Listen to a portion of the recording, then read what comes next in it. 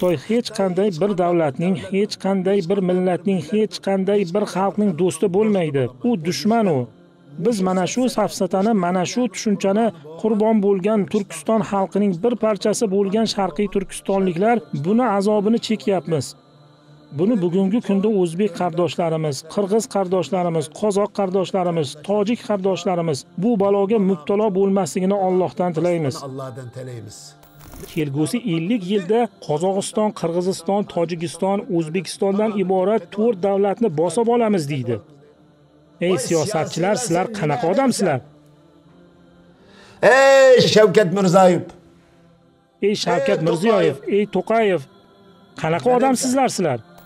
Bugunga kelib nima qilyapti desangiz, insonning bir xalqning ikki qadrli narsasi bo'ladi. Biri uning dini, aqidasi. Ular shunga hujum qilyapti. Bundan Turkiston xalqi ayrilgandan keyin xuddi Tojikistonga o'xshash bu dinni cheklash orqali davlatni, millatni taraqqiy ettiraman deydi. Ey sen qanaqa taraqqiyot haqida gapiryapsan? Aqling joyidami sening? Aqling joyidami seni? Aqling bormi? Bu millatning aqidasi islom bilan o'ynashyapsanmi? Uni aqidasi senga nima yomonlik qildi? Xitoy shuncha tahlika bilan ostonangga kirib, ajdahosini ko'tarib milliy bayramini nishonlagan bo'lsa, do'konlarni ustiga xitoycha yozuvlarni yozib olsa, seni tilingni pisand qilmasa, buni xavfini his qilmagan bo'lsang, qanday qilib o'zbekman deysan? Bugun qirg'iz oltin qaziladigan kumushkonni Xitoyga beribdi. Xitoy u joylarni o'ziniki qilib olib, xohlaganidek palapartish qazib kovlab, xohlagan ishini qilyapti. Yana nima qoldi senda yana sotmagan? Bitta shu o'zing qoldingmi sotmagan? Shu o'zing qoldingmi? Bundan keyin o'zingni ham sotasanmi? Bu siyosatchilarda aql qayerda qoldi? Bugun qanday qilib Xitoy tarafida Uyg'ur qarindoshimga kelgan narsa menga kelmaydi deb o'ylaysan? Nimaga asosan bunday o'ylaysan? Bunday o'ylashga sabab nima? Ular mana bu boshliqlarni, Shavkat Mirziyoyevni, Qosim To'qayevni, Sadir Japarovni, bularni hammasini qo'g'irchoq deydi. Hammasini qo'rchoq deydi. Qo'rchoq deydi ular. Ha, qo'rchoq bu. O'zbekistonga xitoyliklar vizasiz kirish rejimini qo'lga kiritishdi-ku. Xiyonatdan boshqa narsa emas bu. Bu Xitoy eng xatarli, qo'rqinchli, qabih dushman, tajovuzkor, ishg'olchi, qaroqchi, Turkiston diyorida yashashga haqqi yo'q. Haqqi yo'q, yashatmaymiz. Assalomu alaykum va rahmatullohi va barakatuh. Hoji Abduqodir aka, bizning taklifimizga, iltimosimizga yo'q demasdan tashrif buyurganingiz uchun sizga rahmat aytamiz. Xush kelibsiz. Va alaykum assalom va rahmatullohi va barakatuh. Men rahmat aytaman. Men xush bo'ldim. Alloh razı olsun. O'zingiz haqingizda biroz tanishtirsangiz, tushuncha bersangiz, undan keyin inshaalloh shu Xitoy haqidagi mavzuyimizdagi savollarni beramiz. Mening ismim Abduqodir Yapchan. Sharqiy Turkistonning Qashqar, Yangi shahar tumani Yapchan qishlog'idanman. Men 1958-yilda tug'ilganman. O'rta maktabning 7-sinfgacha o'qiganman. 7-sinfga yetganimda Xitoyning qamoqxonasiga tashlanganman. Qamoqdan 6 yildan keyin chiqdim. 14-15 yoshimda kirganman. 7-sinf vaqtimda 14 yoshimda qamoqqa tashlanganman. Yana 3 ta o'quvchi ham qamoqqa olingan. Nima sabab bo'lgan? Bizda yosh paytimizdan Sharqiy Turkiston degan davlat qurish orzusi bo'lgan. Bizda bu otamizdan, onamizdan bor bir ruhiyat. Sinfdoshlar ham o'zaro Sharqiy Turkiston davlati haqida ko'p suhbat qurar edik va 14 yosh vaqtimizda shu fikrlar mahsuli o'laroq amaliy ishga o'tdik va 14 yoshimizda qamoqqa tashlanganmiz. Qamoqda 6 yil qoldim. 6 yilning 2,5 yili 2 metrlik kichkina bir kishilik kichkina kamerada qoldim. Bir kishilik kamera. 3,5 yilini og'ir mehnat tarziga almashtirilib, Qashqardan 75 kilometr uzoqlikdagi taklamakonning ichida Qalg'ich degan joydagi qamoqxonada qoldik. Bu vaqt mobaynida juda ko'p siyosatchilar bilan, ilm ahllari bilan tanishdik. Yana ustozim bor edi. Kitobini ham sizga taqdim qildim. Abdulkarim Mahsum hoji degan kishi edi. Shu odam bilan ham tanishdik. Undan keyin siyosiy arboblar bilan ham tanishdik. Biz bu vaqtlarni ham Xitoyning jazo lagerlarida ham Yusuf alayhissalomning maktabida o'tkazdik. Ham u joylar bizga hayot maktabi bo'ldi. Hazrat Yusuf alayhissalomga o'xshab qamoqda qoldik. Hazrat Yusuf alayhissalom. Biz qamoqdan 1979-80 yillari ozodlikka chiqdik. 80 yildan 90 yilga qadar ustozimizda ilm tahsil qildik. o'qidik. ham diniy jihatdan, ham fikriy jihatdan Sharqiy Turkiston xalqini Xitoy ideologiyasiga qarshi fikrlarini uyg'onishi uchun da'vat olib bordik. 1990-yildan keyin Boring degan joyda jihodiy harakat boshlandi. Shundan keyin Xitoy juda ham ko'p insonlarni qamoqqa oldi. O'sha payt meni ham jihodga aloqadorligimni topa olmay, aybimni isbotlay olmaganda ham 3 yil qamoqda qoldim. U yerdan chiqib 3 oydan keyin yana qamoqqa oldi. U yerda yana 3 yil qoldim. 1996-yil 6 oyda ozodlikka chiqdim. 1997-yil 1 oyda bir kishini pasportiga o'zimni rasmimizni qo'yib, Saudiya Arabistoni Jidda shahriga uchib keldik. Ramazonni 15lariga to'g'ri kelar edi. Ikkinchi marta qamalganimda 6 yil, birinchi qamalganimda ham 6 yil. 12 yil. 12 yil qamoqda o'tirdim. 12 yil o'tirdingiz. Hozir mana Xitoy O'zbekistonga sekin-sekin kirib kelyapti. Xitoyda xavfli deb aytsak, yo'q deyapti. Xitoy yaxshi hamkor, investor, foydali deyapti. Shu narsalar haqida siz nima fikr bildirasiz? Tamam. Bu xato tushuncha. Buni zehn buzuqligi deymiz, aqlni cheklanishi. Bizning Uyg'urcha, turkcha aytganda aqlni batamom chekinishi, fikr buzuqligi, umuman aytganda ahmoqlik. Tamamen ahmoq o. O'zini kimligini tanimaslik. Nima uchun bular Xitoyni hamkor deydi degan masalani o'ziga kelsak, o'zbek xalqi, Turkiston xalqi deylik, Turkiston xalqini hammasi o'zini, o'zligini tanimaydi, bilmaydi. Men kim, do'stim kim, dushmanim kim, dushman deb kimga aytiladi, do'st deb kimga aytiladi degan tushunchani bilmaydi. Lug'atni bilmaydi. Ha, Xitoy hech qanday bir davlatning, hech qanday bir millatning, hech qanday bir xalqning do'sti bo'lmaydi. U dushman u. O dushman o. Biz mana shu safsatani, mana shu tushunchani qurbon bo'lgan Turkiston xalqining bir parchasi bo'lgan Sharqiy Turkistonliklar buni azobini chekyapmiz. Buni bugungi kunda o'zbek qardoshlarimiz, qirg'iz qardoshlarimiz, qozoq qardoshlarimiz, tojik qardoshlarimiz bu baloga mubtalo bo'lmasligini Allohdan tilaymiz. Allohdan tilaymiz. Va biz bularni ogohlantiramiz. Xitoy Turkiston xalqini azaliy dushmani, abadiy dushmani. Do'st bo'lishi mumkin emas. Ular bilan hamkorlik degan narsa yo'q. Hamkorlik deganda ularni tushunchasida Turkiston yerlarini qanday qilib o'z yerlariga qo'shib olamiz deydi. Masalaning nozik nuqtasi shu. Xitoy 2022-yilda shunday bir qarorni ma'qulladi. Xitoyning markazini, ikkinchi poytaxtini Qashqar qilamiz dedi. Sizningcha nima uchun Qashqarni Xitoy poytaxti qilmoqchi? Qashqar Xitoyning poytaxti emas. Turkistonning poytaxti bo'lsa, Xitoy nimaga Qashqarni poytaxt qilamiz deydi? Biz 2050-yilga kelib Uyg'urlarni tag tugi bilan yo'q qilamiz deydi. U paytgacha O'rta Osiyodagi Qirg'iziston, Qozog'iston, O'zbekiston, Tojikistonning 50%-ni yo 70%ni olib bo'lamiz deydi. Xitoy doim ikki yo'lni qo'llaydi. Biri diplomatik yo'l bilan Turkiston diyorlariga, O'rta Osiyo diyorlariga bostirib kiryapti. Ikkinchisi iqtisodiy yo'l orqali Turkiston diyorini bosib olyapti. Chunki kommunist ruslarni paytida og'ir iqtisodiy qiyinchiliklarni boshdan kechirgan Turkiston xalqi bugun boy bo'lish orzu istagida yashayapti. Boy bo'lib o'lsak bo'ldi deyapti. Boylikni qayerdan izlayapti? Xitoydan izlayapti. O'zini rizqini, o'zini hayotini, o'zini taraqqiyot kalitini, madaniyatini, urf-odatini, hamma narsani qurbon qilish evaziga Xitoyni birdan-bir saxovatchi deb o'ylayapti. Bu bir katta xatoga yo'l qo'yish. Bu bir ahmoqlikdan boshqa narsa emas. Bunga barcha Turkiston xalqi jiddiy bir shaklda ahamiyat berish kerak. Bunga 3 toifa kishilar jiddiy ahamiyat berishlari kerak. Birinchisi siyosiy arboblar, siyosiy rahbarlar. Ikkinchisi ilm ahli, Olimlar. uchinchisi iqtisod egalari. Shu toifa kishilarning jiddiy ahamiyat berishi orqali Xitoy bilan bizni o'rtamizdagi bu masala qanday masala? Xitoy bilan biz qanchalik iliq muomala va munosabatda bo'lishimiz kerak degan narsalarga e'tibor qaratishimiz kerak bo'ladi.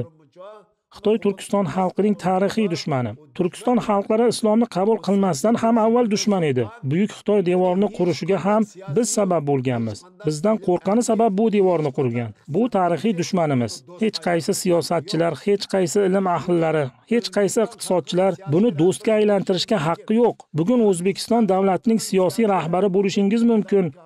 Qirg'izistonning siyosiy rahbari bo'lib iqtidorda bo'lishingiz mumkin. Tojikistonning, Qozog'istonning iqtisodiy va siyosiy rahbari bo'lishingiz mumkin. Ammo bu sizdagi bu hokimiyat va hukmronlik O'rta Osiyo diyorini Xitoyga sotib yuborishga olib bormasligi kerak. Agar olib boradigan bo'lsa, bu katta falokat. Shuning uchun biz boshdan oxir ogohlantirib kelyapmiz.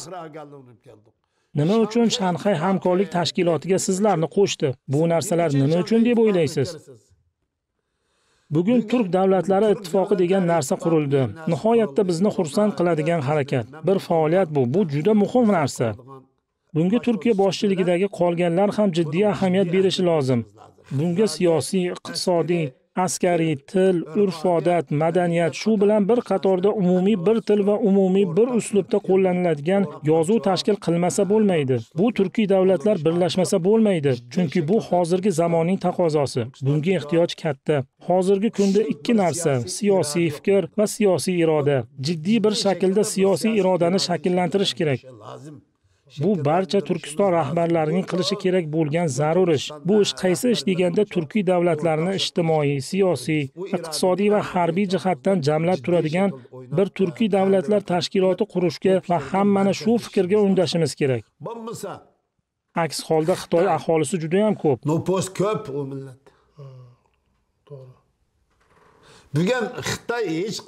Bugun Xitoy bir davlatga qurol ko'tarib bormaydi. Diplomatiya kuchi orqali, diplomatiya yo'li orqali bosib kiryapti. Bugungi kunda %30% O'rta Osiyo mamlakatlari Xitoy ishg'oli ostida. Bu qo'rqinchli holat bu. Bugun siyosatchilar nima ish qilyapti? Tarixshunoslar, adabiyotchilar, iqtisod egalari pul topsak bo'ldi deydi. Ular nima bilan band? Bularning vazifasi nima? Buni jiddiy shaklda ogohlantirish orqali Xitoyga qarshi harakat qilishimiz kerak. Xitoy devorining tashqarisida yashaydigan Sharqiy Turkistondagi Uyg'urlarning Xitoyga qarshi turishida, mujodala qilishida O'rta Osiyo turkiy davlatlarining hammasiga juda katta foydasi bor. Agar biz bu faoliyatni to'xtatar ekanmiz, Sharqiy Turkistonni tamoman yutib ketgan zamon O'zbekiston, Qozog'iston, Qirg'iziston, Tojikiston, Turkmaniston 70% ishg'ol bo'lib bo'ldi degan gap. Bu 5 davlat aqlini yig'ib, Sharqiy Turkistonni siyosiy ozodligi uchun ovoz berish kerak, birlashishi kerak. Agar yordam bermas ekan, Xitoyga yem qilib beradi. Bunday qo'yib qo'yishga hech kimning haqqi yo'q. Biz oxirgi 30 yildagidek Xitoyga qul bo'lib qolmagandik. Biz tarixdan Turkiston xalqi Xitoy bilan urushib keldik. Tarixda hech bular bilan do'st tutinmadik. Tarixda bir do'st bo'lib boqmadik. Mayli islomdan avval bo'lsin, keyin bo'lsin. Mayli miloddan avval bo'lsin, Turkiston xalqi Xitoy bilan qurolli mujodala berib kelgan. Do'st bo'lib, ahil inoq bo'lib o'tgan vaqtimiz bo'lmagan. Do'st bo'lishimiz mumkin ham emas. Bu Turkiston xalqi bilan Xitoyning orasida do'stlik degan rishta yo'q. Dushman degan lug'at bor. Ammo do'stlik degan so'z bo'lmaydi. Bo'lishi mumkin ham emas. Sovetlar ittifoqi parchalanib, O'rta Osiyo mamlakatlarini 5 ta davlat mustaqillik e'lon qilinganida, bizni mustaqil bo'lishimiz bu davlatlar bilan chambarchas bog'langanligi uchun biz ham yaqin 10 yil ichida mustaqil bo'lamiz. Mustaqillik harakatimizga O'zbekiston, Qozog'iston, Qirg'iziston, Tojikiston, Turkmaniston va Turkiya boshliq bu turkiy davlatlar bizga yordam beradi deb o'ylagandik. Butun Sharqiy Turkiston xalqimizning umumiy tushunchasi shunaqa edi. Xalqimizning umumiy fikri shu. Hozir ham shuni kutadimi hozir ham? Bizdan kutadi. Hozir kutmaydi. Nima kutib bo'ladimi? Hozir esa kutmaydi. Chunki bu orzular sarobga aylandi. Biz o'zbeklar bilan turkmanlar bilan adabiyotimiz bir, urf-odatimiz bir. O'rtamizdagi farq Sovet ittifoqi O'rta Osiyoni bosib olgandan keyin yuzaga kelgan. Unaqa bo'lmaganda edi, farqi yo'q edi. O'zbek bilan Uyg'ur bir. Hech qanday ularni ajratib turadigan narsa yo'q. Shuning uchun ular bizni mustaqilligimizga yordam beradi degan tushunchada edik. Lekin Xitoy tomonida bo'lib, Xitoy bilan hamkorlik qilib, ulardan foyda keladi-ku, eng qo'rqinchli tushuncha shu. Buni men ko'p marta Uyg'ur tilida so'zlaganman. Bizga azob berayotgan narsa ham shu. Bizning odamlarimizni, bizni Uyg'urlarimizni O'zbekiston, Qirg'iziston, Qozog'iston, Tojikiston bu 4 davlat Xitoyga ekstraditsiya qildi. Ularning orasida Xitoyning iskanjasiga, zulmiga chiday olmay Makkaga hijrat qilib chiqqan qardoshlarimiz bor edi. Ularni Qozog'iston, Qirg'iziston, O'zbekiston va Tojikiston Xitoyga qaytarib berdi. Hammasini qaytarib Hammasini qaytarib berdi. Ular nima deydi desa, bizni terrorchi deydi. Xitoyni terrorchi demaydi. Bu qo'rqinchli narsa. Bu ajoyib qo'rqinch. Xitoyni xavf demaydi, bizni xavf deb ko'radi. Ey, biz qanday qilib xavfli bo'lamiz? Seni Uyg'ur qardoshlaringmiz-ku. Xitoy nega xavfli demaysan? Xavf aslida qo'rqinchli holat aslida Turkiston xalqi uchun, O'zbekiston uchun, Qirg'iziston uchun, Qozog'iston uchun, Tojikiston uchun, Turkmaniston uchun eng qo'rqinchli, xatarli terrorchi dushman, asli va azaliy dushman Xitoy bu. Biz sening yurtingni bosib olmaymiz-ku. Sening yurting bizni yurtimiz, bizni yurtimiz sening yurting. Shuning uchun Sharqiy Turkiston degan nomni mahkam ushlab turibmiz. Bu Turkiston xalqini umumiy vatani ekanini eslatib turmoqchimiz. Bu diyorlar Xitoyning yeri emas. Xitoy ishg'olchi, tajovuzkor, bosqinchi, qaroqchi. Xulosa qilib aytganda, eng razil va iflos dushman bu Xitoy. Turkiston diyorida va Sharqiy Turkiston diyorida tuproqlarida yashashga haqqi yo'q. Yashash haqqi yo'q. Yashatmaymiz. Bizning siyosiy qarashimiz bu.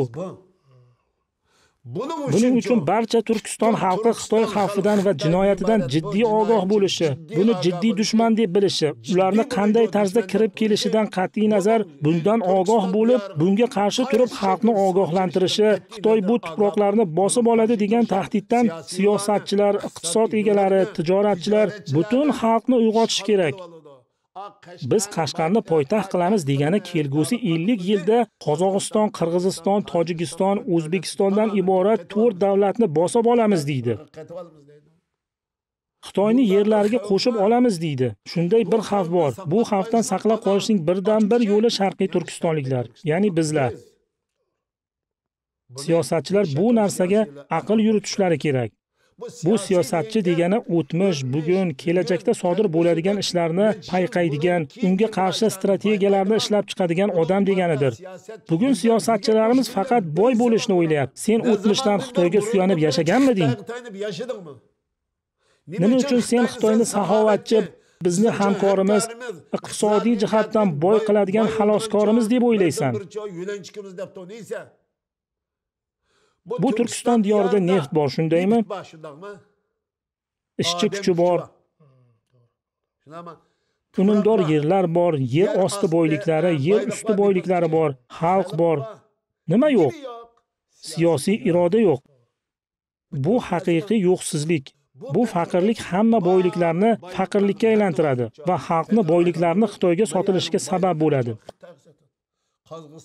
Qozog'iston ham, Qirg'iziston ham, O'zbekiston ham Xitoyga sotdi. Tojikiston ham asosiy yerlarni sotib bo'lgan. Biz shu narsalarni guvohi bo'lyapmiz. Shuning uchun mayli afg'on xalqi bo'lsin, mayli tojik xalqi bo'lsin, mayli turkman, mayli Turkiya xalqi bo'lsin, mayli qozoq, qirg'iz, o'zbek bo'lishidan qat'iy nazar hammamiz bir millatmiz. Bir e'tiqod, bir aqidadamiz. Biz qozoq qirg'izdan qiz olamiz. Qiz bera olamiz. Ular tayyorlagan taomni yeya olamiz. So'ygan jonlig'ini yeya olamiz. Ammo Xitoynikini yeya olasizmi? Xitoy mushukni, sichqonni yeydi, shundaymi? Ham sichqonni, ham mushukni Xitoy yeydi. Bu itni ham Xitoy yeydi, maymunni ham yeydi. Cho'chqani ham yeydi, ilon, chayon, qurt, qo'ng'izni ham yeydi. Odamda homila tushib qolgan homilasini ham yeydi. Kerak bo'lsa tirik insonni ham yeydi. Xitoyning tabiati mana shu. Biror turkiy xalqlarda bormi shunaqasi? Uyg'urni ko'rdingizmi, qozoqni ko'rdingizmi, qirg'izni ko'rdingizmi, o'zbekni ko'rdingizmi, tojikni ko'rdingizmi, turkmanni ko'rdingizmi, tatarni ko'rdingizmi? Shuni o'zidan ham bilsak bo'ladiki, Xitoyni naqadar vahshiy, qabih maxluq ekanligini. Men yuqorida aytgan narsalarni biror yirtqich hayvon yesa, mazasi qochib qoladi. U hayvonni kallasi ketadi-da, uni doktorga olib borish kerak bo'ladi. Ammo Xitoy shuncha narsani yeb ham balo urmay yuraveradi. O'sha bezarar ko'ringan Xitoy bugun Turkiston pok zamini tuproqlarini bosib kirib, ayol qizlarimizga tajovuz qilmoqda. Bu narsalarning hammasi ikki xil odamlarning beparvoligi va ahmoqligi sabab bo'lyapti. Biri siyosatchilarning, ikkinchisi olimlarning. Bu olimlar deganimizda mayli diniy, mayli dunyoviy olimlar bo'lsin, bular ogoh turmas ekan, bu xiyonat bu ikki toifa odamning zimmasiga tushadi. Yana hozir sizlarda yeringlar shunday joylashganki, Sharqiy Turkiston bilan bu yoqdagi O'rta Osiyoni, Xitoyni o'rtasini to'sib turuvchi bu devon edi. Sharqiy Turkiston bu qolgan O'rta Osiyolarni himoya qilib turgan bir bufer zona edi. Agar ana shu joydan oshib o'tsa, Sharqiy Turkistonni yengib bo'lsa, bizlarni O'rta Osiyo yerlarini ham ular olishni ko'zlagan. Öyle. Birinchi uning uchun sizlarni yeringlarni bosish kerak edi. Endi sizlar bu oxirgi bosqichda turibsizlar. Ya'ni bu Xitoy boshida keldi, qandaydir boshlandi, nimadirlardan boshlandi va oxirgi bosqichi hozir umuman Uyg'urlarni boshini ko'tarib Yo'q qilib o'taman dedim. Yo'q qilib. Biz ana shu bosqichni boshida turibmiz. Bizga Xitoy sekin-sekin kirib kelyapti. Mana shu sizlarda sodir bo'lgan xatolar, kamchiliklar, qanday xatolar bo'lganida, qanday ularni yaxshi qabul qilgansizlar. Biz ana shu qaysi narsalarga e'tibor beraylik. Xitoy boshlanishida qanday kirib keladi? Mayda-mayda qadam bilan qanday kirib keladi? Shu birinchi bosqichini gaplashaylik. Hozir oxirgi bosqichini aytyapmiz. Birinchi mana hozir Xitoy eshigidan kirib kelyapti. Qanday ko'rinishda kirib keladi? Qanday odamlarga yaxshi gapiradi? Shular haqida gaplashaylik. Eng muhim bo'lgan qismi bu. Biz hammamiz birgalikda bu millatimizni fikrini uyg'otishimiz kerak edi. Men bir vaqtning o'zida Uyg'ur, bir vaqtning o'zida o'zbek, bir vaqtning o'zida qirg'iz va bir vaqtning o'zida qozoq, bir vaqtning o'zida turk, bir vaqtning o'zida tatar, bir vaqtning o'zida turkmanman. Bu tuproqlarning hammasi mening vatanim. Xuddi shu tushuncha hamma Turkiya xalqlarida bo'lib ham olimlarda va siyosatchilarda bo'lishi kerak. Hamda Xitoyni sizni savolingizga kelsak, Xitoy Sharqiy Turkistonni Shinjon deb ataydi. Sharqiy Turkistonni tinch ozod qildik deydi. Tinch ozod qildik deb aytadi. Xalqimizga shu tushunchani singdirib, Sharqiy Turkistonni ozod qildik deydi. Ozod qilmadi, aslida ishg'ol qildi, zulm qildi. Buni qanday qildi deysiz? Dastlab to Yoqubbekni zaharlab, suiqasd qilib, shahid qilib o'ldirgandan keyin Zuzungtang degan bir manjur jallod xumpar bosib kirib Sharqiy Turkistonni Shinjon deb o'zgartirgan. Shu shaklda bu ism shu kungacha qo'llanilib keladi. Shinjon degan so'zni o'zi ma'nosi xitoycha so'z bo'lib, ishg'ol qilingan, bosib olingan, qo'shib olingan yerlar ma'nolarini anglatadi. Bu Shinjon degan so'zni Xitoy o'zgartirmadi ham. Shinjon deb atalishning o'zi ham 130-150 yil avval Xitoy tarafidan bosib olinganini birdan-bir dalili ham shu. Endi to 1946-yilgacha O'rus jallod kommunist hukumatı Alixon To'ra Sog'uniyni o'g'irlab ketib, o'rniga Ahmadjon keldi. 1949-yilga qadar Xitoy bilan bizni oramizda kurash davom etib kelgan. Qarshilik. Qurolli to'qnashuvlar, qarshiliklar, janglar davom etib kelgan. Jihodiy harakatlar davom etdi. Bu qarshiliklar to'xtab qolmadi. Bugungacha davom etdi. Bundan keyin ham davom etadi, to'xtamaydi. Undan keyin 49-yilga kelganda Xitoy Kommunistik partiyasi Qizil armiya degan nom bilan Sharqiy Turkistonga bosib kirdi. Sharqiy Turkistonga bosib kirganlik. Xitoy kelgan paytida oyog'ida qamishdan va pichandan bo'lgan shippaklarda kelgan. Sharqiy Turkiston kirib va kambag'al yo'qsillarning eshiklarini oldini supurib tozalab bergan, suv olib kelib bergan, chiqindilarni to'kib bergan, oddiy yumushlarni beg'araz qilib yurganini ko'rgan xalqimiz aytdiki, bular juda yaxshi insonlar ekan. Yaxshi xalq ekan. Bular Xudoning mo'min bandasi ekan deb yuborishdi. Kofirni ham yuvosh mo'min banda ekan deb ijobiy qabul qildi. deb qabul qilgan. Bu qul bo'lishning, mustamlaka bo'lishning boshlang'ich nuqtasi shu bo'lgan edi. Bularni sahiy deb bilish, bizga yordamga kelgan, ishonchli hamkor, bizni boyitadigan xalq shular ekan deb qabul qilish ofatning o'zi bo'lgan, qabohatning o'zi. Ishg'olni fikran qabul qilib bo'linganini o'zi edi. Bizni xalqimiz bu fikr bilan bu saxovatchi odamlar, mo'min odamlar degan tushunchalar bilan miyasini to'ldirib olishgan. To'ldirib olgandan keyin bularni dushman desa ham ishonmaydigan bo'lib ketgan. Mana shu tushuncha falokatni boshlang'ich nuqtasi edi. Mana shu tushuncha bugun O'zbekistonda bor, Qozog'istonda bor, Turkiyada bor, Turkmanistonda bor. Mana shu tushunchalar hamma islomiy diyorlarda bor. Bu o'zimga falokat hozirladim degani bo'ladi. Bu tushunchani qabul qilishni o'zi meni falokatim hozirlandi degani bo'ladi. Xitoy qanaqa bo'lishidan qat'iy nazar uni qabul qilyapman. Bundan keyin boshimga nima kelsa, o'zimdan ko'raman. Men shu narsalarga haqli bo'laman degani bo'ladi. Shu bilan Xitoy kirdi. Ularni hokimiyat deb qabul qilishni boshladi. Hukumat bilan fuqaro teng bo'la olmaydi. Xuddi tuxum tosh bilan teng bo'la olmagani kabi. Bosqon bilan yong'oq teng bo'lmagani kabi. Bular hukumat, biz fuqaro. Biz bular bilan teng kela olmaymiz.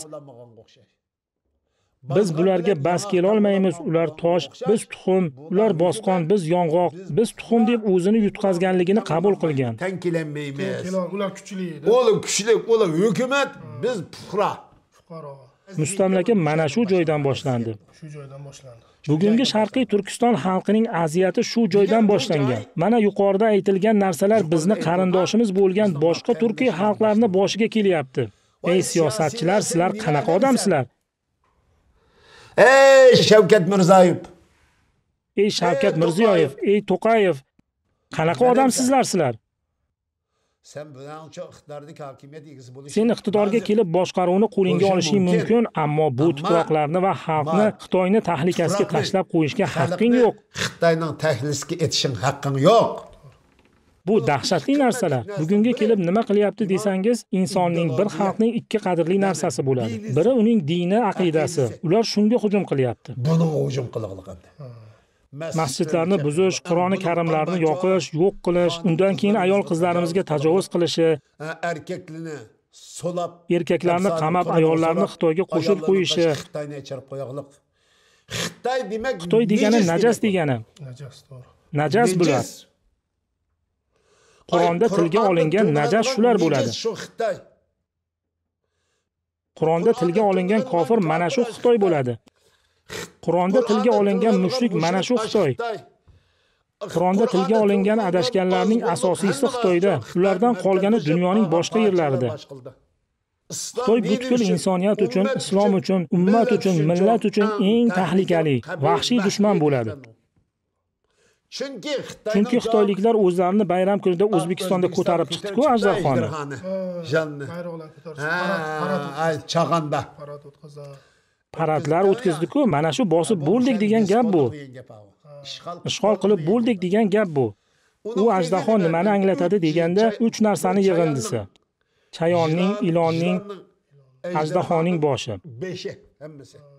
Bu shunday ramziy ma'noga egaki, biz hammani chaqamiz, hammaga zaharli nishimizni uramiz degani bo'ladi. Hammadan zaharlik nishlarimizni uramiz degan bo'ladi. Biz hayotdagi har qanday narsani dushmanimiz. Biz bir vaqtning o'zida ham ilon, ham chayon, ham ajdarxo, ham 7 boshli yalmog'izmiz demoqchi bo'lishadi. Bu sifatlarni hammasi xitoyliklardan kelib chiqqan. Xitoy bu xususiyatlarni hammasini yashirib, o'zini saxovatchi qilib ko'rsatyapti. Yo'q gap, saxovatchi qilib ko'rsatyapti. Bundan yana 10-20 yil o'tgandan keyin o'zbeklarni hammasini qamaydi. Olimlarni qamaydi, siyosatchilarni qamaydi. Qirg'izistonda ham, Qozog'istonda ham shunday. Turkmanistonda ham, Tojikistonda ham shunday qiladi. Shunday xatar bor. Shuning uchun hamma O'rta Osiyo siyosiy rahbarlarini birdek ogohlantirishimiz, Xitoy ularning davlatining, insoniyatning, din va dindorlarning, islomning, barcha ummatning, barcha millatning umumiy dushmani, azaliy va abadiy qabih dushmani. Shu dushmanni yaxshilab tanib olish va shunga qarab muomala va munosabatda bo'lishini tavsiya qilamiz. Shu bilan birga bizning turkiy qardoshlarimiz bo'lgan, mening ham qarindoshim bo'lgan, hamma narsam bo'lgan o'zbek, qirg'iz, qozoq, tojik, turkman va turklarni Xitoyning xavfidan hushyor, ogoh va sergak turishini tavsiya qilamiz. Va ogoh turishini tavsiya qilamiz. Yana hojibo mana qarang, hozir dinga qarshi kurashish avjida, dinga berilmaganlarni, dindor emaslarni hozir tegmayapti. Faqat dindorlarni olyapti, soqoli uchun, hijobi uchun, qayerda ko'rsa ushaydi. Telefonni tekshiradi, masjidga kirgizmaydi. Xo'p, Sharqiy Turkistonda ham xuddi shu holat bo'lganmi? Ya'ni avval dindorlarga tegib, dindor emaslarga tegmaydi-da, bularni yo'qotib olgandan keyin bularga navbat kelganmi? Masala aşağıdan başladı zaten. Hammasi shundan boshlandi zotan. Boshlangan qismi, boshlangan yeri ham aynan shu joy. Nima uchun deganda Xitoy xalq o'laroq mushrik, ya'ni najas. Siyosiy tuzum o'laroq kommunist. İnson ko'ringani bilan inson emas bular. Bu insan değil bu. İnsongarchilikka oid bo'lgan, insoniy qadr-qimmatga ega bo'lgan hech bir narsasi yo'q. Qadr-qimmatga oid bo'lgan hech bir yer yo'q Xitoyning. Ey Xitoy, ko'rsat menga. Ey Xitoy. Aytganlarimni yolg'on deb ko'ring-chi. Bugun ilm-fan orqali, sun'iy intellekt orqali buni isbotlab ham beraman. Bugun yapay zeka orqali isbotlab beray. Sun'iy intellekt orqali. Ha.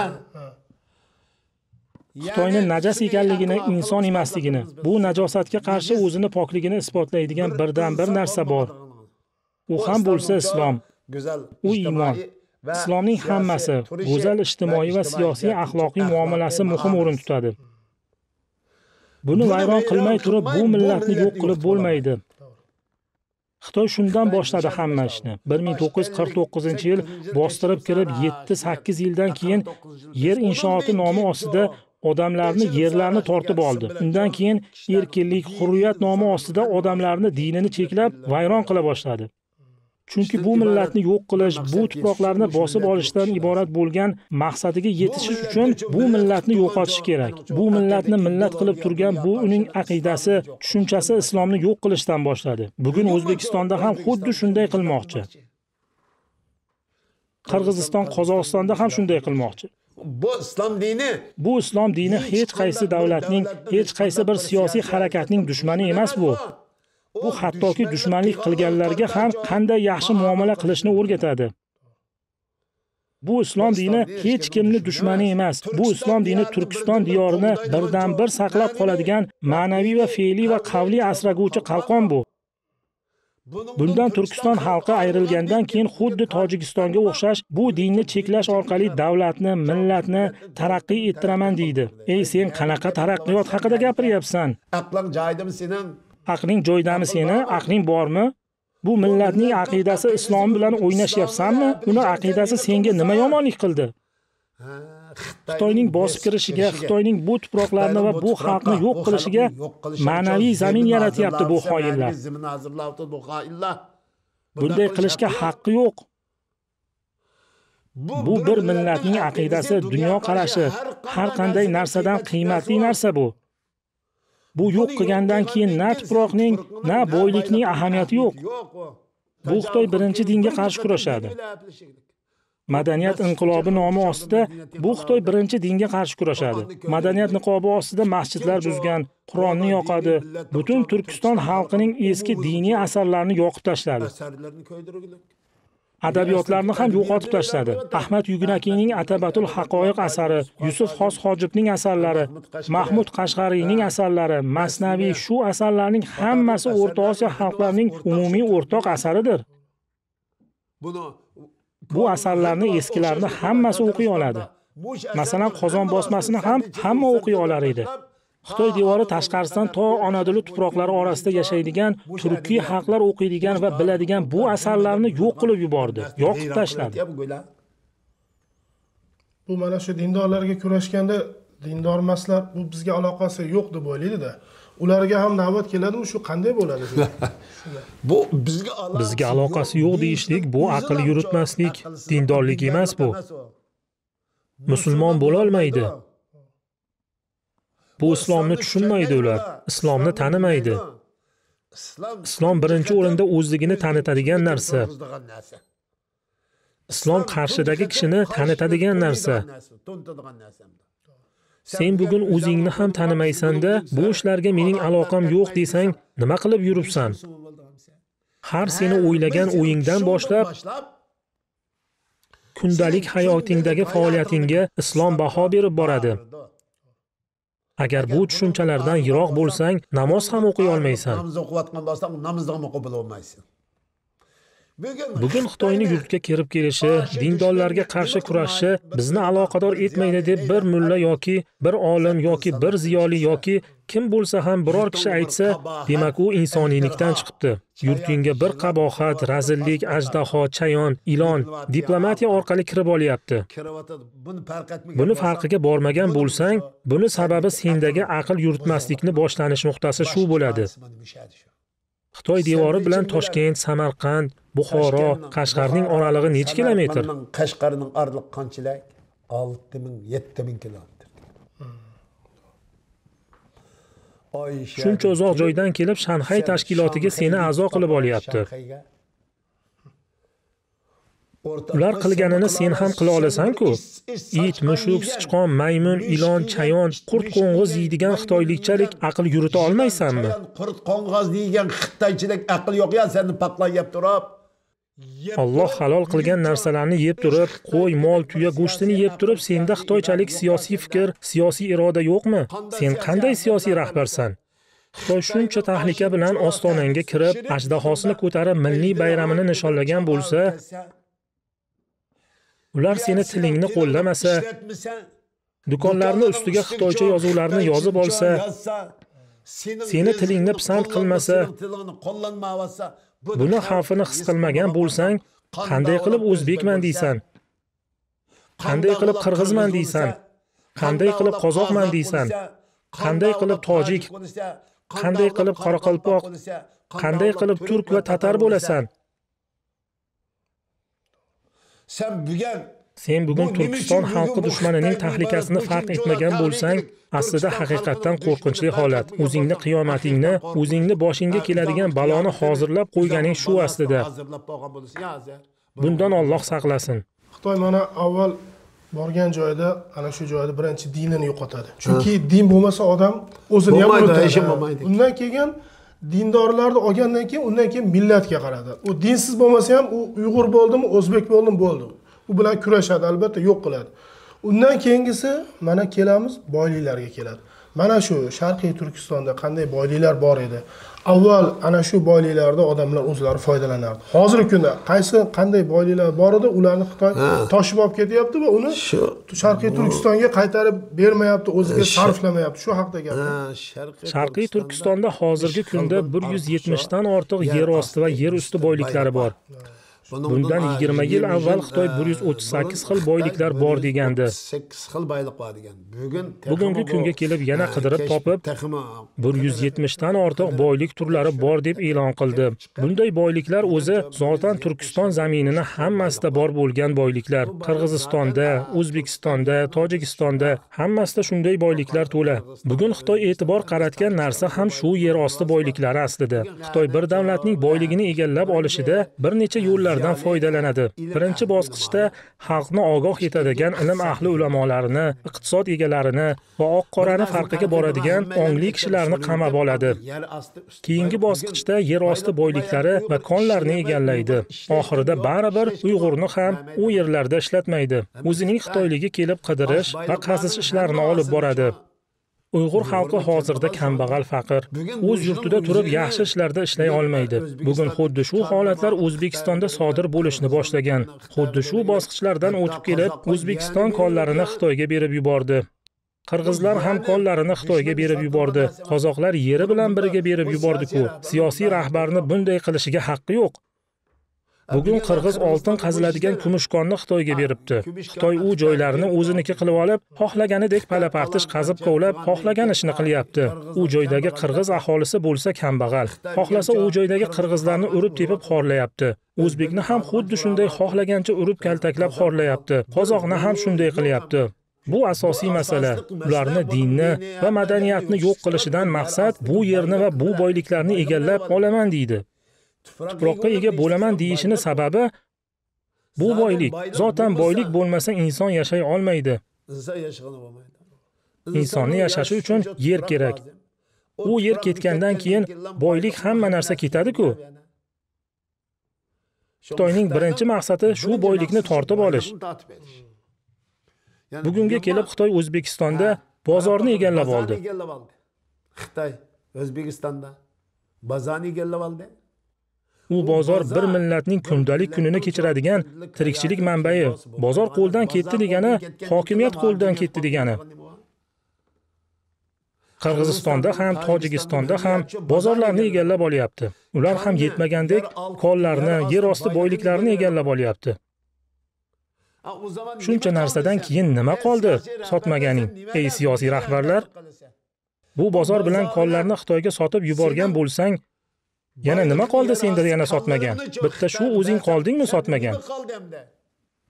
O'zing qoldingmi? Bundan keyin o'zingni ham sotasanmi? Bu siyosatchilarda aql qayerda qoldi? Bugunga kelib qirg'iz, qozoq, o'zbek, uyg'ur, turkman bir-biri bilan kelishmovchilik qiladi. Bir-biri bilan urushib qolsa, Xitoydan yordam so'raydigan bo'lgan. Xitoyni xavfsiz omonlik beradi, bir muhofazachi deb qabul qiladigan darajaga kelishdi.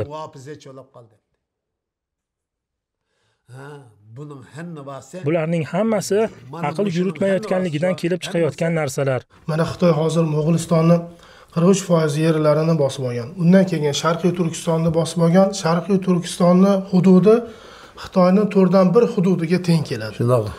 Endi bu joyni bosib olgandan keyin hududini kattaytirdi, boyliklarni o'zlashtirdi. Endi bular nima qilyapti? Borgan sari endi O'rta Osiyo shu Qozog'istonga kiradi. O'rta Osiyoda birinchi navbatda Qozog'istonga kirib keladi. Eng yeri katta va aholisi kam Qozog'iston bo'ladi. Tuproq eng ko'p, nopos oz, odam oz. Qirg'izistonda ham shunday. Endi bu yerda 40 millionlik o'zbek bor. O'zbek bor. O'zbekistonni yo'qotish bu biroz qiyin deydi. Buning zo'r deydi. Ammo buni ham hal qilamiz deydi. Nima orqali deydi? Pul bilan. Diplomatiya orqali chiroyli yo'l tutib, O'zbekistonni hal qilib olsak, bu yerdagi qolgan qirg'iz, qozoq, tojikni erta kunda hal qilib bo'ldik deydi.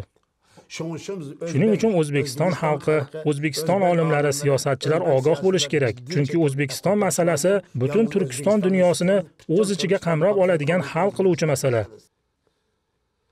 O'zbekistonning Xitoy qo'liga o'tib ketishi butun Turkistonga ofat olib keladigan ish. Bu joyda asosiy rol o'ynaydigan kishilar o'zbek xalqi, o'zbek hukumati, o'zbek davlati. Hozir mana Xitoy xavfidan ogohlantirgan faollar yoki oddiy fuqaro Xitoy xavfidan ogohlantirsa, Xitoy undoq, Xitoy bundoq xatari bor desa, o'shalarni hozir xalqni oldiga olib chiqib uzr so'rattiryapti. Yo'q, bu sal odamlarning ichida Xitoyga nisbatan qo'rquv paydo qilgan, deb uzr so'rattiryapti. Tam go'zal yamishadi. Bu juda muhim narsa. Eng kulminatsion nuqtasi shu yerda. Xitoyni yomonlagan odamlarni chiqib turgani yaxshi narsa. Odamlarni ogohlantirib turgani yaxshi ish. Bu narsalar shundoq qolmaydi endi. Taniydi. Shu orqali taniydi. Shu orqali Xitoyni taniydi. Bu Xitoy xavfli dushman. Endi ularni uzr so'rashga majbur qilayotganlar nima uchun uzr so'rattiradi? Aslida uzr so'rashga ham hojat yo'q. O'sha uzr so'rashga majbur qilayotgan xoinlarni xalq taniydi. Shu orqali tanib bilib oladi. Xitoy eng xavfli, vahshiy, qabih dushman ekanini doimiy aytib turishimiz kerak. Men shu yerdaman. Xitoyni yomonligidan doim ogoh etib kelaman. Xitoy bu gaplarni eshitsa ham qiyqirib yuboradi. Xitoyni yomonlamaysan deb menga ham chiqishdi. Xitoy to'g'risida gapirmagin deb taklif qilishdi. Sizga ham taklif qildim shu. Yomonlamadi. Xitoy to'g'risida gapirmaysan deb. Bugun bu narsa juda muhim. Bu narsalardan Xitoyning xavfidan doimiy shaklda media orqali odamlarni ongiga singdirib, ogohlantirib borishimiz kerak. Ya'ni Xitoyni saxovatchi, Xitoyni hamkor, Xitoy bilan biz taraqqiyotga erishamiz degan bu xato tushunchani olib tashlashimiz kerak. Xitoysiz ham biz yashay olamiz. Xitoysiz ham biz taraqqiy eta olamiz. Xitoysiz ham biz kuchli bo'la olamiz degan tushunchalarda bo'lishimiz kerak. Bu Shanxay tashkiloti degan narsalarga aldanmasligimiz kerak. Undan ko'ra turkiy davlatlar birligini kuchaytirishimiz kerak. Buni siyosiy, harbiy, iqtisodiy kuchga aylantirishimiz kerak. Adabiyot va san'atni birlashtirishimiz kerak. Hatto o'rtada hamma qo'llaydigan hamkor yozuvni tashkil qilishimiz kerak. Biz hamma turkiy millatlar hamma o'qiy oladigan, yoza oladigan, Chig'atoy yozuviga o'xshash, Usmonli yozuviga o'xshash hamma o'qiy oladigan alifbo birligini barpo qilishimiz kerak. Bu ish barcha turkiy davlatlar birinchi galda amalga oshirishi kerak bo'lgan muhim ishlardan. 2016-2017 yillarda biz davlatga ham taklif bergan edik. Bu narsalarga jiddiy ahamiyat beraylik deb. Turkiy davlatlar bir siyosiy irodaga ega markazlashgan turkiy davlatlar birligi degan narsaga e'tibor qaratishlari kerak. Bu siyosiy iroda nima deyilsa, bu turkiy xalqlar bir-birimizga do'st. Biz qarindosh. Biz ikki jihatdan qarindoshmiz. Birinchisi aqida, e'tiqod jihatdan dinimiz islom. Ikkinchisi bizning qonimiz turk. Uchinchisi geografiyamiz bir. To'rtinchisi dushmanimiz bir. Bizning dushmanimiz Xitoy. Bu dushman Turkiston xalqining dushmani. Musulmon ummati islomning dushmani.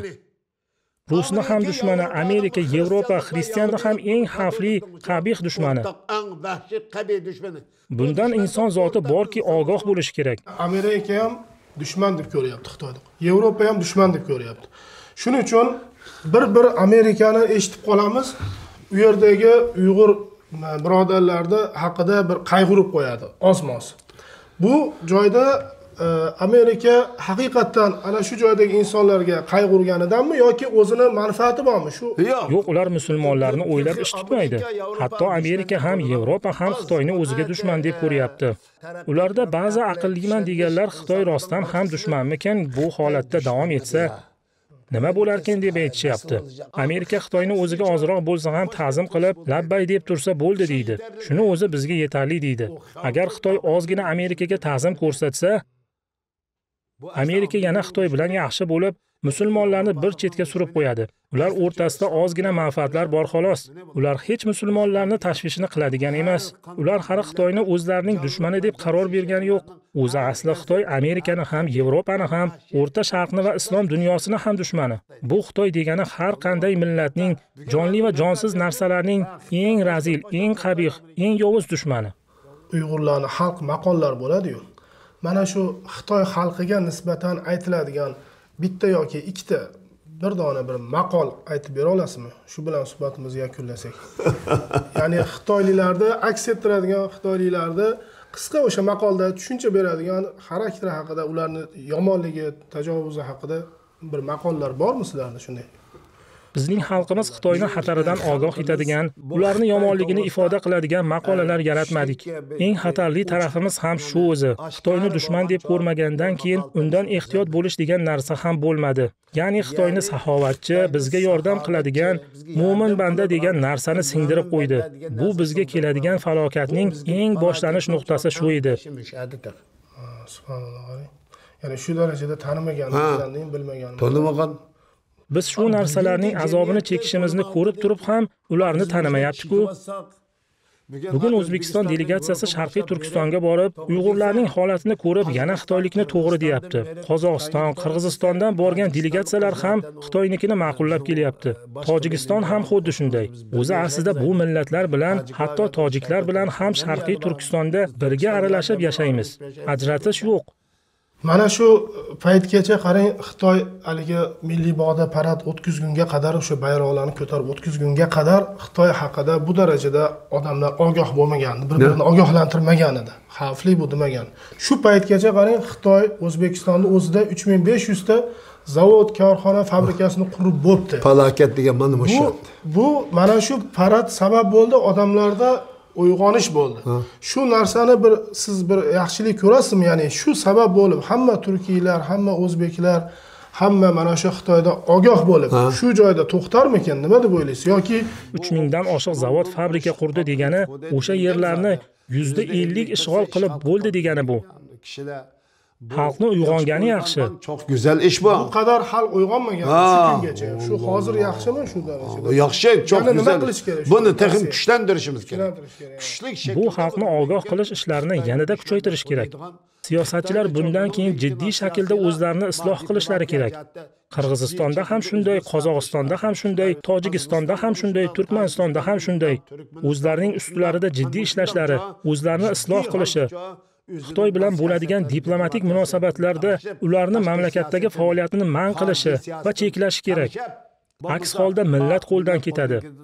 2050-yilga borib 70% o'zlashtirib bo'ladi. Ungacha jiddiy bir shaklda Sharqiy Turkistonda qo'zg'olonni yuzaga keltirishimiz uchun bizga yordam berishlari va qo'llashlari lozim.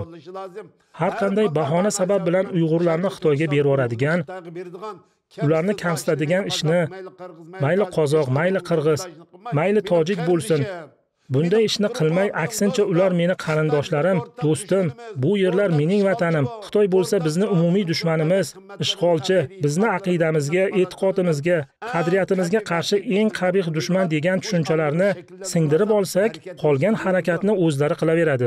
Mana shu tushuncha juda muhim. Mana shu Sharqiy Turkistondagi Uyg'ur birodarlarimizga qilib turgan zulmda sizlar ko'p bora dunyoga aytgansizlar. Mana shu zulmni bizga qilmaydi deb o'ylaydi hozir o'zbeklar.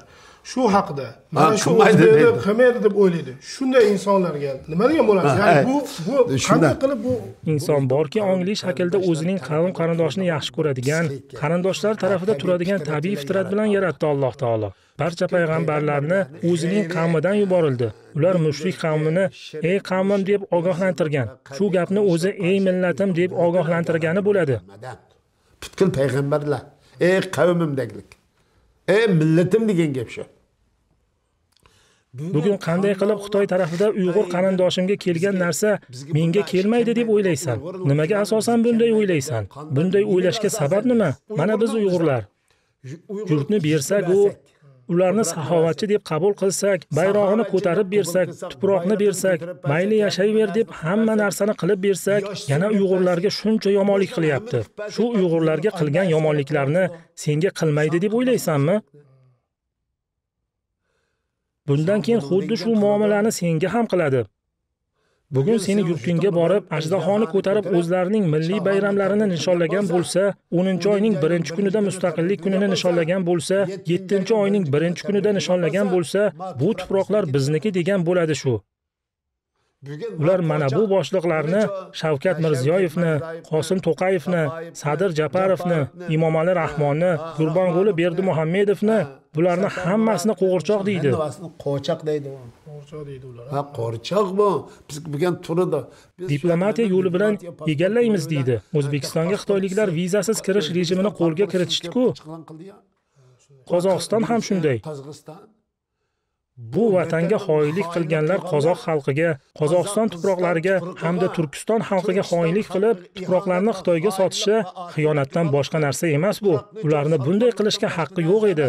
Bu Xitoy eng xatarli, qo'rqinchli, qabih dushman, tajovuzkor, ishg'olchi, qaroqchi, Turkiston diyorida yashashga haqqi yo'q. Haqqi yo'q, yashatmaymiz. Bu hadisda kelganidek, mu'minlar bir jasad kabidir. Agar bir joy og'risa, qolgan hamma jasad shikoyat qilgandek, biz hozirgi kunda mana shu hadisga muvofiq yashamayapmiz. Sharqiy Turkistonda Uyg'ur birodarlarimiz, bizni ham millatdoshimiz, ham dindoshimiz ozorlanyapti, zulm ostida, lekin biz jasad bo'lganimizda, masalan, tishimiz og'risa, hamma joyimiz og'riydi. Boshimiz og'risa, hamma joyimiz og'riydi. Biz mana shunday og'riqda chekmayapmiz. Mana shu og'riqni his qilmayapmiz. Aynan mana shu nuqtamiz bo'lsa kerak bizni. Uyg'urlardan ibrat olmaganimiz, bu hadisni ko'pchilik anglamaydi. Tishi og'risa, oyog'im og'riyapti deb o'zini yupatadi. Bu hadisni aslida musulmonlarni o'zaro siyosiy irodasini o'stiradigan, shakllantiradigan deb bilishimiz kerak. Hamma arablar Xitoy tarafida hozir. Uyg'urlar yaxshi yashab yotibdi. Xitoylar Uyg'urlarga tegmayapti deb olishgan. Unday bo'lsa, bu hadisga amal qilish qayerda qoldi?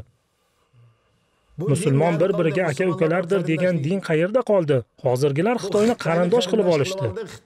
Xitoyni o'zlariga do'st qilib oldi. Xitoyni saxovatchi qilib oldi. Amerikaning qarshida Xitoy bor edi. Buni ayrim program ishlaydi. Va yana bitta sabab bu O'rta Osiyo yerlariga investitsiya kiritadi, sarmoya kiritadi, pul beradi, qarz beradi va uni evaziga shart qo'yadi. Shu shartlarning ichida Sharqiy Turkiston haqida so'z ochmaysan degan shart qo'yadi, to'g'rimi? Hamma hamkorlariga shunday shart qo'yadi. Tayvan, Sharqiy Turkiston, Tibet haqida so'z ochmaysan deydi. Bu yerlar Xitoyning yerlari, Xitoy bir butun davlat deydi. Agar bu joylar Xitoyniki bo'lsa, Nega sen bu joylarni Xitoyniki deb aytishimizni talab qilyapsan? Agar Xitoyniki bo'lsa, bu da'voga hojat ham yo'q-ku. Ha, demak, o'zing ham bilasan, bu Sharqiy Turkiston alohida davlat ekanini.